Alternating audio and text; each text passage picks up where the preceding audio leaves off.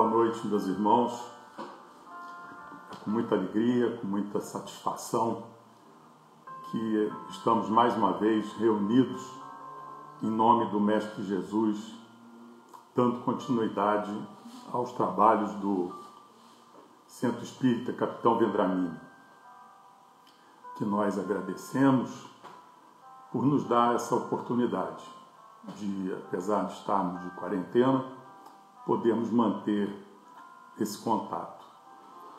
É bem verdade que a gente sente falta daquele calor humano, daquela boa energia do centro, mas pelo menos esse contato, essa ligação entre nós, apesar de ser pela internet, também com a espiritualidade, nos dá um alento, mata a nossa saudade, né? Esperando que em breve a gente possa estar juntos fisicamente, que a gente sente falta desse calor humano, da vibração do lugar.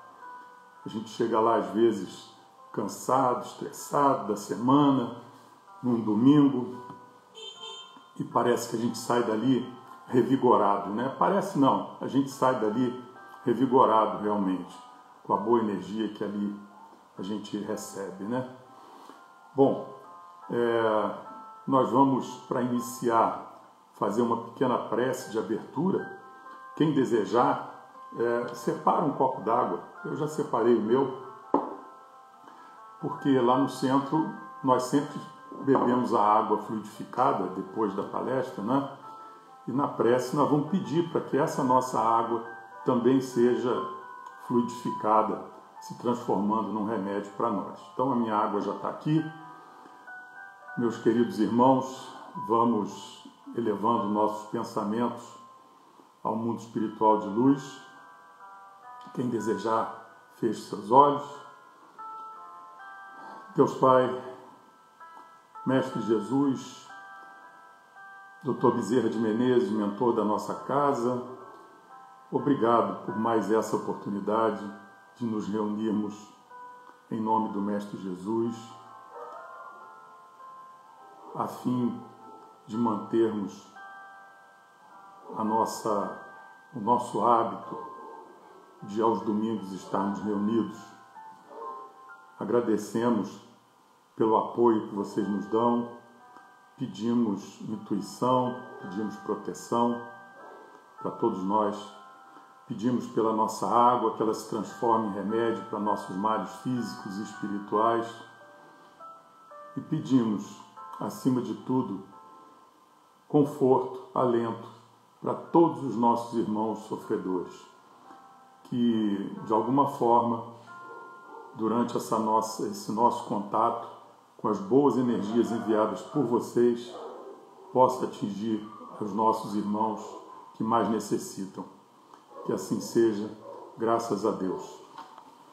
Meus irmãos, hoje nós vamos tratar do assunto contido no capítulo 8 do Evangelho segundo o Espiritismo, os itens de 1 a 10. Tá? O título é Bem-aventurados os que têm puro o coração. Esse título, esse assunto, é uma das bem-aventuranças, né, do Sermão da Montanha, do conhecido Sermão da Montanha, juntamente com as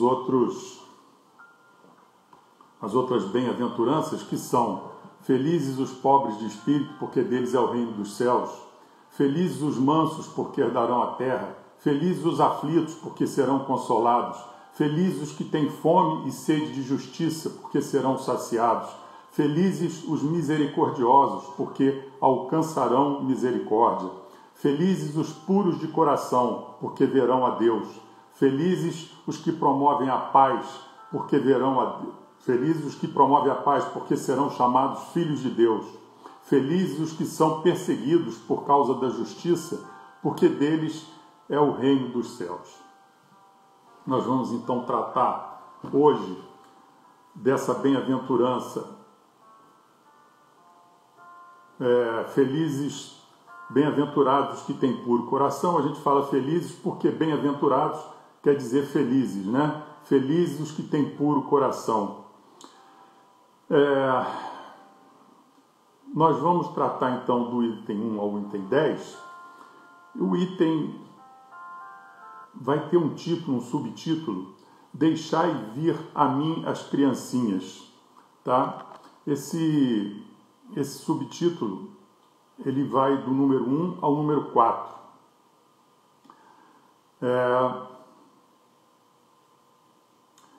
E no item 1 é somente um trecho de Mateus que vem ali. Bem-aventurados os que têm puro coração, porque verão a Deus. Mateus capítulo 5, versículo 8. Verão a Deus. Será que a gente vê a Deus? Deus não é humano, Deus não é matéria. Será que a gente vê a Deus? Uma coisa é certa, a gente pode sentir a Deus. E aqui diz que Jesus disse que quem tem puro coração. Então, não é fácil, não é para qualquer um. Tem que ter pureza no coração para chegar a ter essa sensação, para chegar até Deus.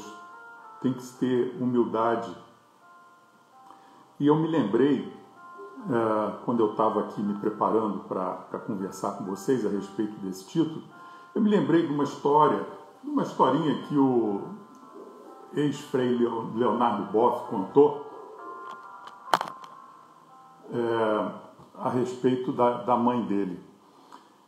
Ele disse que a mãe dele, tem vários irmãos, a mãe dele é uma pessoa humilde, ela inclusive não tem, é analfabeta. Só um instante, por favor.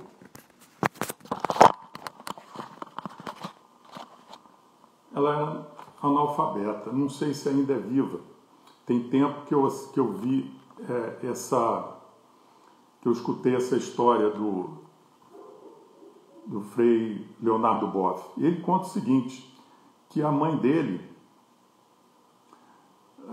perguntava para ele se ele tinha visto a Deus.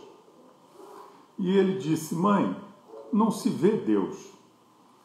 E ela: meu filho, mas você é um padre. Um padre não vê a Deus? Aí ele: não, mãe, um padre não vê Deus. Não é assim. Ela falou: meu filho, mas eu vejo Deus.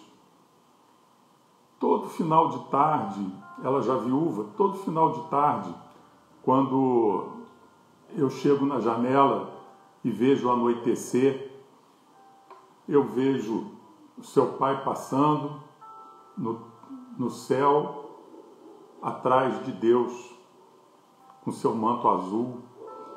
O que é isso? É o coração puro dessa senhora, né? Então, para ver Deus, a gente tem que ter essa pureza.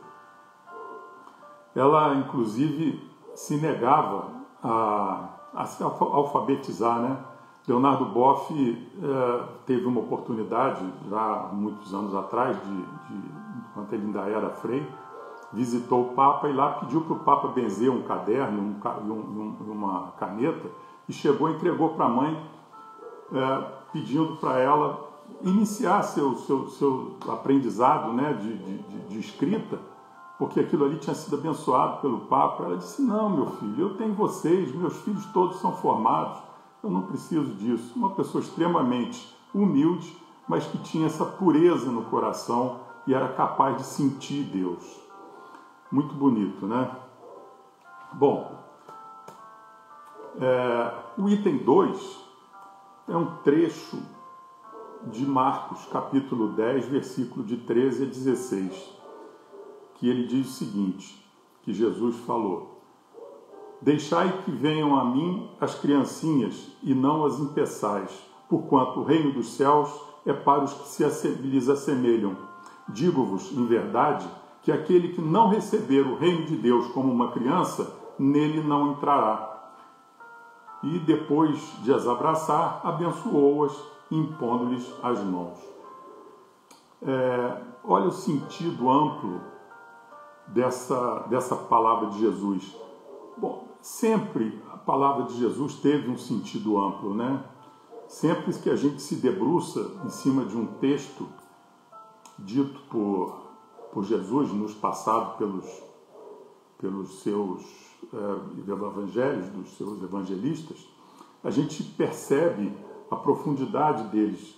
Jesus nunca falava uma coisa pequena, é sempre um grande ensinamento. Então, a gente pode entender que essa aproximação das crianças, essa atenção com as crianças, era um sentido amplo realmente.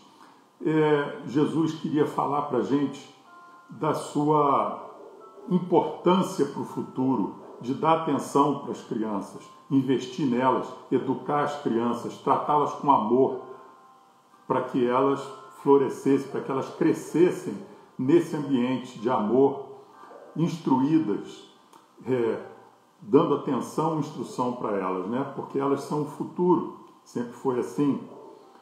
E Jesus falou que era importante, que era essencial, fundamental, para que se entrasse no reino dos céus, para se chegar a Deus, que tivéssemos o coração semelhante ao de uma criança, tá?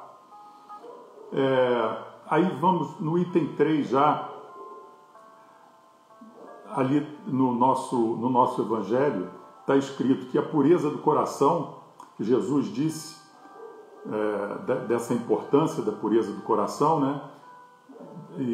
Então o Kardec diz que a pureza do coração é inseparável da simplicidade e da humildade e exclui toda ideia de egoísmo e de orgulho. É muito difícil para nós, né?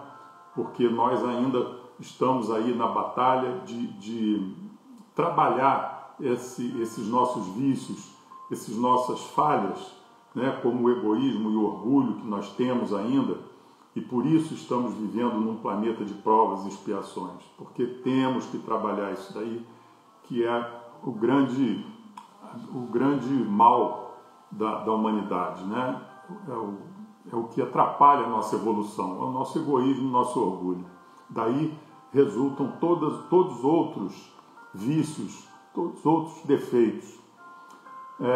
E essa comparação de que teríamos que ser como criança poderia parecer injusta, né? Alguém podia contestar, dizendo: mas a doutrina espírita fala que as crianças são espíritos antigos que já cometeram falhas, então não são puros. Bom, Jesus tratava ali daquele momento, delas encarnadas na matéria, e não no sentido espiritual delas, né? Nas atitudes de uma criança, como elas tratam as coisas com pureza.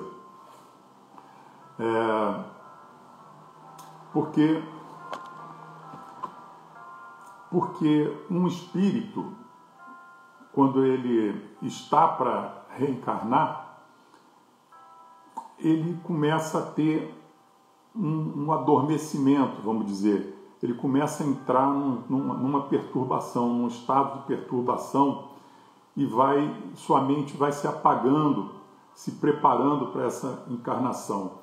E quando ele chega ao nosso planeta, ou a algum outro planeta, né, quando ele reencarna, ele vem nesse estado de perturbação, de esquecimento. Dessa forma, ele não tem lembranças de suas existências anteriores, e é mais fácil o trabalho de educação da mãe, a mãe que é símbolo do amor. Será que ela amaria tanto uma criança se visse ali o espírito vivido que cometeu tantas falhas, às vezes coisas terríveis? Seria mais difícil. Então facilita, propicia esse amor da mãe e dá uma oportunidade a esse espírito de, esquecido de suas mazelas, de suas vidas anteriores,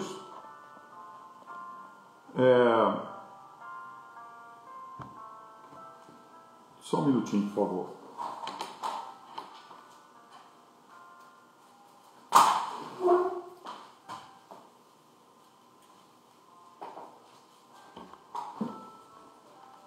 esquecido de suas vidas anteriores, lhe dá uma oportunidade de uma nova partida, de um recomeço, né? Fácil de ser moldado pela família, pela mãe, pelo pai. Por isso é importante, a obra divina é perfeita, por isso é importante esse esquecimento, né? As crianças não se lembram.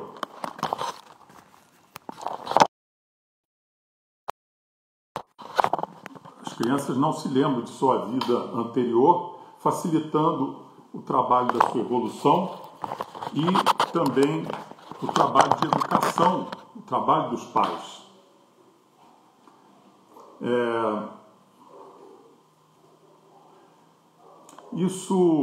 Essa pureza de coração, essa pureza que vem da criança, nos lembra uma historiazinha que eu vou contar para vocês. É um fato que aconteceu, que eu escutei numa palestra, bastante interessante.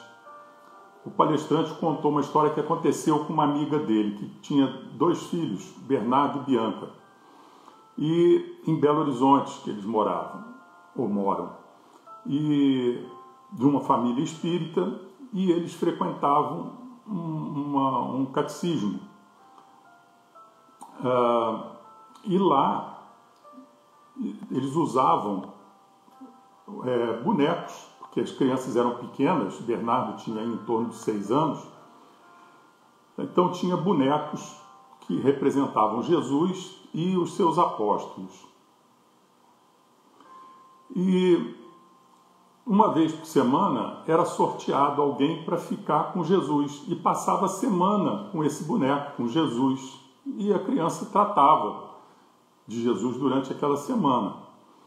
Bernardo, num sábado, isso era num sábado, essa reunião, essa catequese, Bernardo uma vez teve que, por motivos da escola mesmo, faltar o catecismo, e quem foi sorteado para levar Jesus para casa? O Bernardo. E passou aquela semana, quando ele foi no outro sábado, ele ficou triste de saber que ele tinha sido sorteado e agora teria outro sorteio na outra semana e outra pessoa, outra criança iria levar Jesus. E ele perdeu a oportunidade de levar Jesus daquela vez. Mas podia ele pegar um apóstolo. E ele pegou um apóstolo e levou para casa. Adivinha que apóstolo ele pegou? Ele pegou Judas. Quando ele chegou em casa, a mãe viu que era Judas, e ela, se lembrando que era Semana Santa, quando justamente as pessoas têm o hábito de malhar Judas, ela, preocupada, falou com o filho dela, falou: filho, esse apóstolo Judas, ele fez coisas que não foram boas para Jesus. Ele cometeu falhas, não entrou em detalhes, mas falhou, ele cometeu falhas. Mas Jesus logo perdoou, imediatamente, devido à bondade de Jesus. Mas nós, meu filho, até hoje não perdoamos Judas. E muitas pessoas machucam Judas. Bonecos representados, então jogam pedra, batem. Não deixa que façam isso com Judas. Aí ele falou: mãe, eu não sabia que Judas era tão especial. Pode deixar que eu vou cuidar dele. E cuidou de Judas. Misturou Judas com os bonecos dele, com o Super-Homem, com o Homem-Aranha, não sei o quê, e tratou ele como um super-herói. Passou aquela semana toda com Judas, brincando com Judas dessa maneira. No final de semana levou Judas e tal, e tocou a vida. Voltou para casa, né, depois dessa semana e tudo, disse para a mãe que tinha sentido falta, né, de Judas ali, porque ele disse que Judas era o apóstolo preferido dele, porque era especial. Agora vejam o coração de uma criança como é que é. Nós, depois de 2000 anos, ainda malhamos Judas. E uma criança imediatamente entendeu que era preciso perdoar. e deu o seu apoio, o seu carinho, sua proteção a Judas. É essa pureza que nós temos que ter no coração para chegar a sentir Deus, né? Tem uma outra historinha interessante, a história do Pinóquio, né? As histórias antigas todas, elas são ricas. E Pinóquio tem ensinamentos ali que muitas vezes a gente não percebe, né? Pinóquio, como todo mundo sabe, um bonequinho de madeira, feito por Gepeto, um velho, e Gepeto era muito solitário.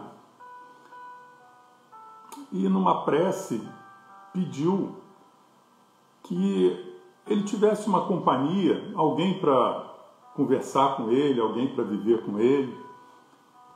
E aí uma fada azul, atendendo o seu pedido, pegou Pinóquio, o boneco de madeira que ele fez, e fez com que ele falasse. Então ele podia conversar com Pinóquio. E fez mais, deu uma consciência para Pinóquio, que era o grilo falante. Então Pinóquio era muito arteiro, queria muitas coisas, queria aproveitar, queria ser um garoto normal, e fez muita arte, muita bagunça, e o grilo falante tentando dar conselhos para ele, e ele não ouvia, e muito peralta.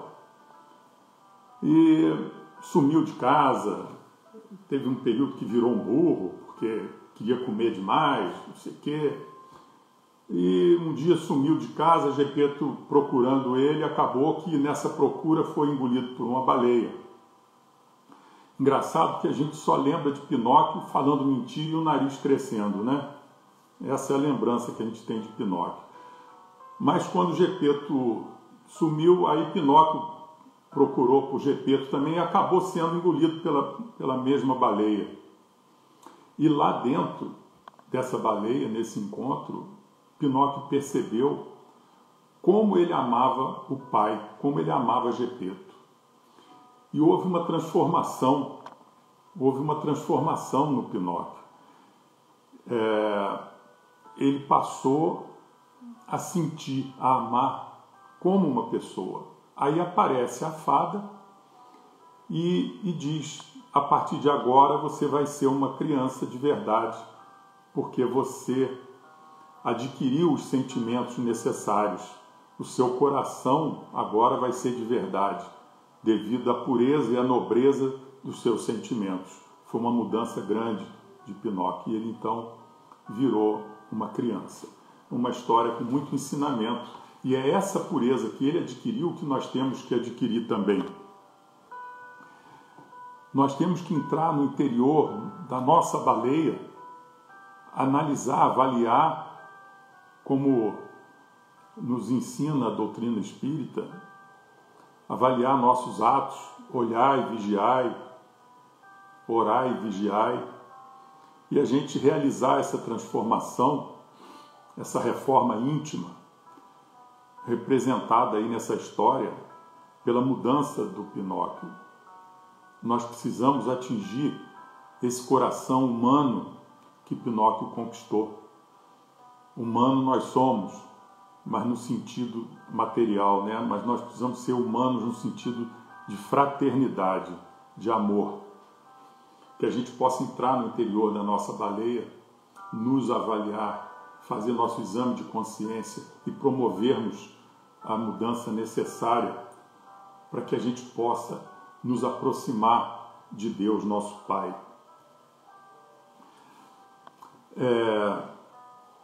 Jesus fala também, aí vem já nos itens de 5 a 7, nós estamos tratando do item de 1 a 10. Tratando agora do item 5 a 7, o título agora é Pecado por Pensamentos, Adultério. E tem o texto de Mateus, capítulo 5, versículo de 27 e 28, que diz o seguinte: Aprendestes que foi dito aos antigos, não cometereis adultério. Eu, porém, vos digo que aquele que houver olhado uma mulher com mau desejo para com ela, já em seu coração cometeu adultério com ela. Bom,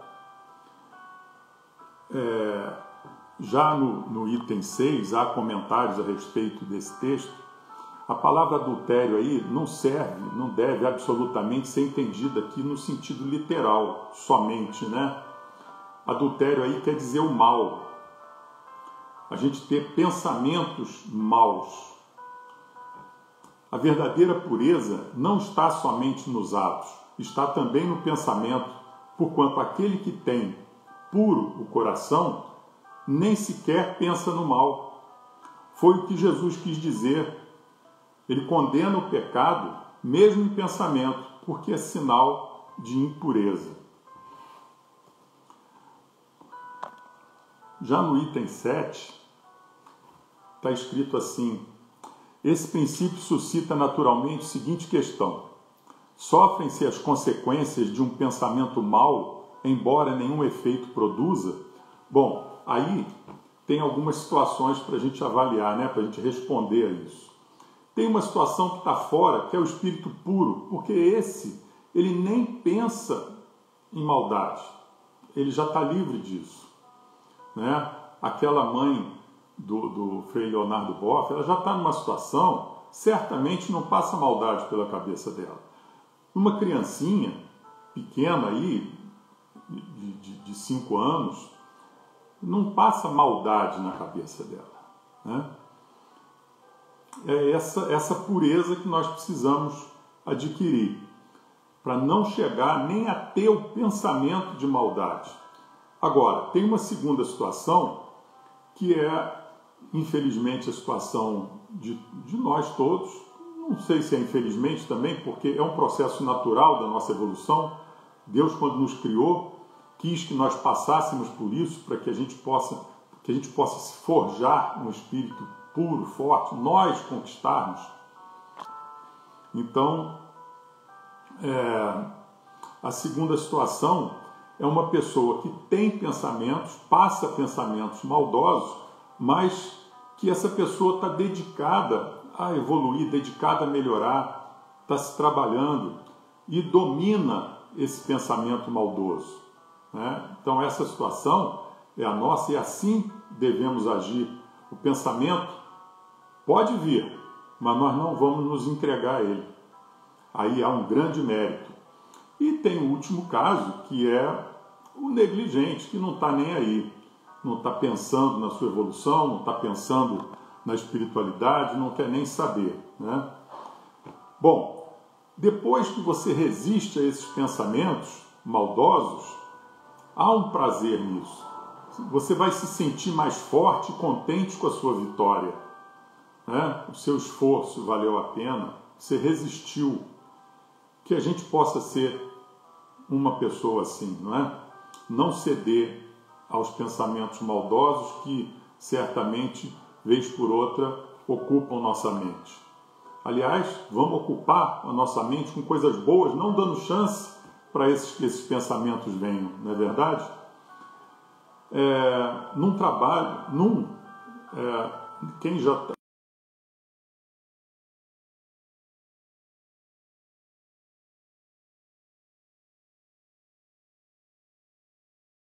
todas essas gradações na responsabilidade dos atos e dos pensamentos do homem.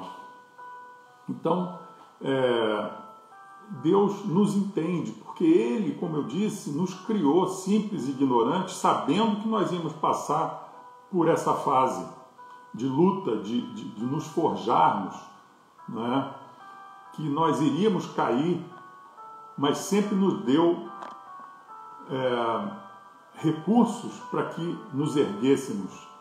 Sempre mandou seus enviados, né? Anjos para nos auxiliarem, nos dando forças para que a gente siga o caminho correto, orientação, né? Como um pai faz com seu filho. Os itens de 8 a 10 têm o título Verdadeira Pureza. Mãos não lavadas. do 8 ao 10. Bom, o item 8 tem um texto seguinte. Então, os escribas e os fariseus que tinham vindo de Jerusalém aproximaram-se de Jesus e lhe disseram: por que violam os teus discípulos a tradição dos antigos, uma vez que não lavam as mãos quando fazem suas refeições? E Jesus respondeu para eles: por que violais, vós outros, o mandamento de Deus para seguir a vossa tradição? Bom, naquela época,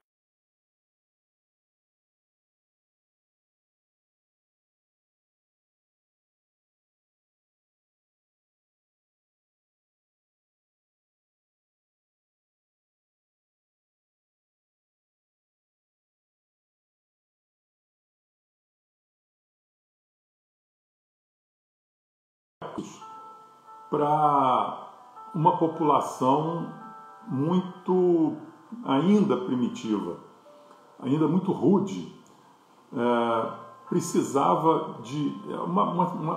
era um povo que não tinha nem hábitos de higiene. Então Moisés colocou como leis até esses hábitos de lavar a mão antes da refeição. E nessa sequência, nessa forma de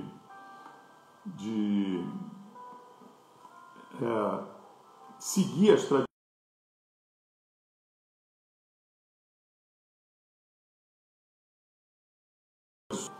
só que eles achavam que com aqueles rituais, com as oferendas que eles faziam e tudo, que eles já agradavam a Deus.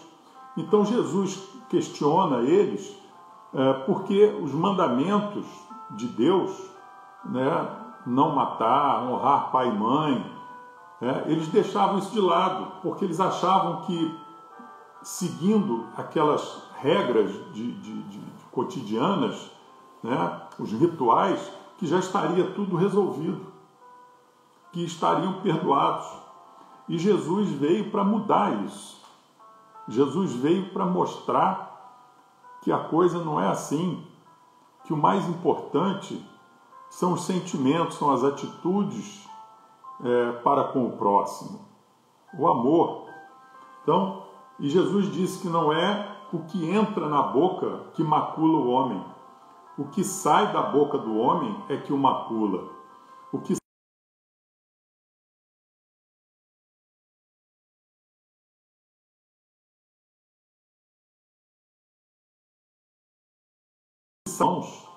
não torna o homem impuro, não torna o homem afastado de Deus, afastado da bondade, da pureza de coração.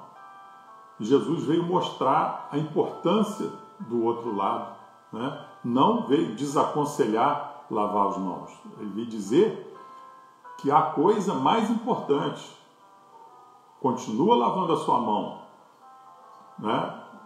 Tudo bem, mas a importância maior está no que sai da sua boca, porque vem do coração, é o que você é a sua essência, é o que você passa para os outros. E Jesus disse: arrancada será toda a planta que meu Pai Celestial não plantou. Vamos prestar atenção nessas palavras, vamos tocar nesse assunto aqui já já.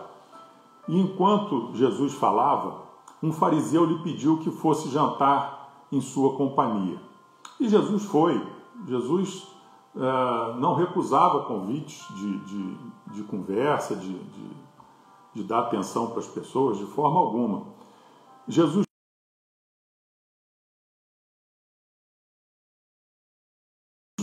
por que não lavou ele as mãos antes de jantar? Disse-lhes, porém, o Senhor: vós outros, fariseus, pondes grande cuidado em limpar o exterior do corpo e do prato. Entretanto, o interior dos vossos corações está cheio de rapinas e de iniquidades. Insensatos que sois, aquele que fez o exterior não é o que faz também o interior? Isso aí é um texto de Lucas,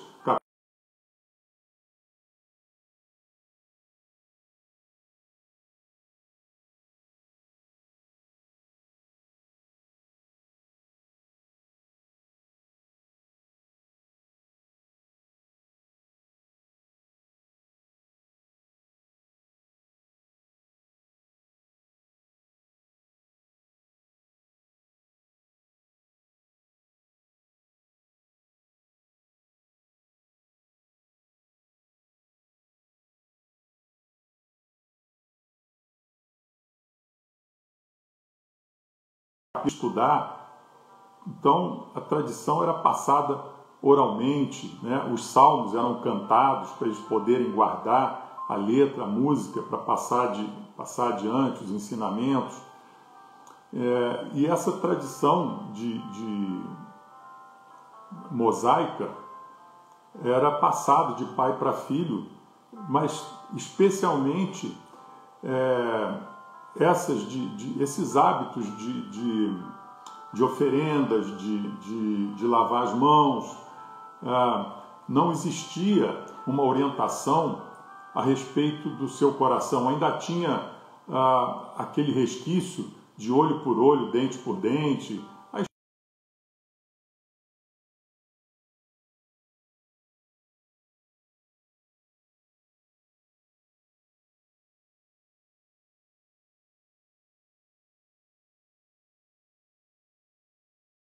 Conhecidas pelos homens, e das quais os rígidos observadores faziam casos de consciência.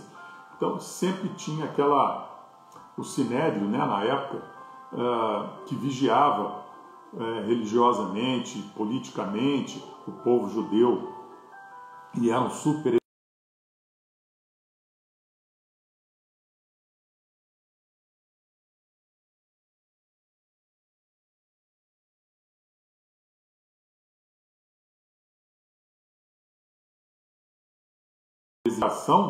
iludiam-se a si próprios, os homens, né, tendo-se como quites para com Deus, por se conformarem com regras práticas, conservando-se tais como eram. Então, eles não evoluíam, porque eram aquelas regras práticas do dia a dia, como, por exemplo, essa história levantada aqui de lavar as mãos.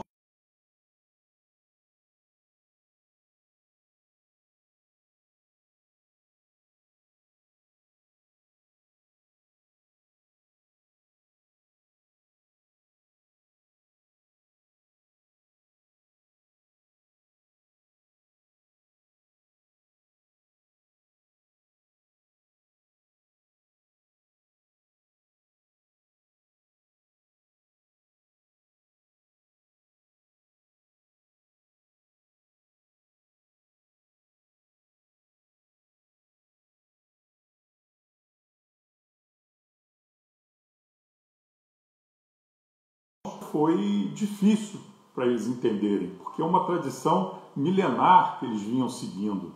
Então não era fácil para eles entenderem isso, né? Porque os ensinamentos de Jesus, inclusive, eram mais difíceis. Eles não estavam habituados com isso. E assim também aconteceu com a nossa doutrina, né? Com as religiões de hoje. Estão passando pelo mesmo problema, que acabou por ser deixado em segundo plano, né? Porque os cristãos de hoje, muitos dão muita importância para os rituais, para ir lá no centro, para tomar uma água fluidificada, para tomar um passe, acha que isso está resolvendo o problema, assiste uma palestra.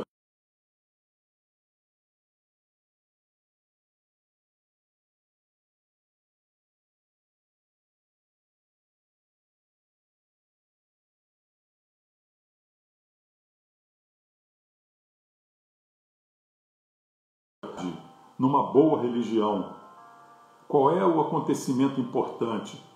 É a reforma íntima, é a transformação da gente, né?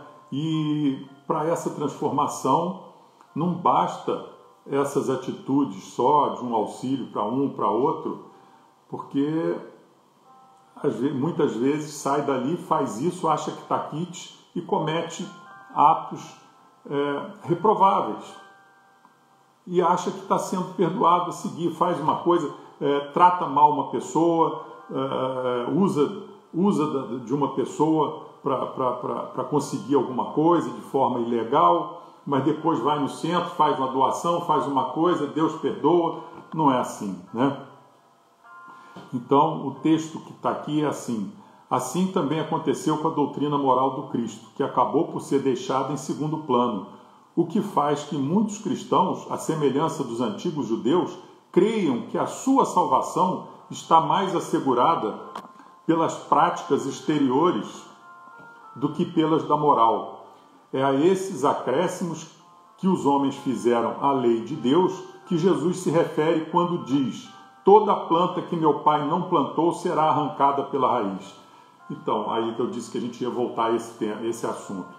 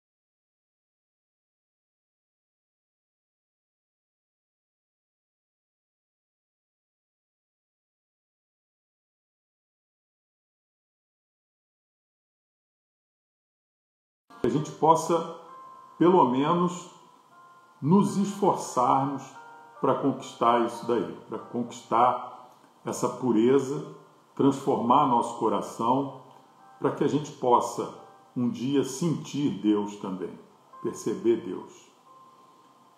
Os espíritos puros, todos já sentem, já veem Deus, já veem Deus. Nós que ainda não somos espíritos puros, podemos ter pelo menos uma amostra disso, afastando um bocado do nosso orgulho, trabalhando o nosso orgulho, incentivando